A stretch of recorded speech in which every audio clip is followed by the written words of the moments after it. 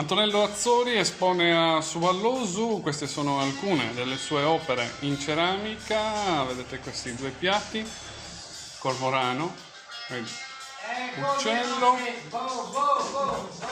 ceramiche nuragiche, lucerne romane e anche 3 quadri, qui in mezzo ai motori dell'officina di Geppetto. Vediamo queste 3 tele e vediamo qua Antonello all'opera. Anche qui vediamo soggetti animali, giusto Antonello? Sì, questi sono appunto la caccia del cormorano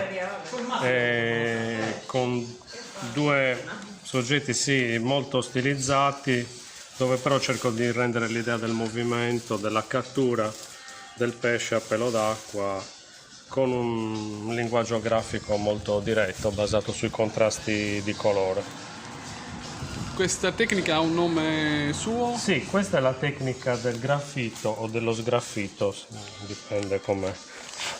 E in pratica ci sono delle superfici colorate su un supporto chiaro che sono sempre colori ceramici, sono delle terre con dei pigmenti, quindi con colore diverso dal supporto che è bianco. Bene, grazie ad Antonello. Ricordiamo che tutte le sue opere, insieme a quelle di Irina Albu, di Graziano Viale, di Gianni Lotta e Giovanni Maroggio, sono qui esposte alla mostra di Suvallosu. Tutti gli interessati potranno venire qua sino al 31 di ottobre. Vi aspettiamo.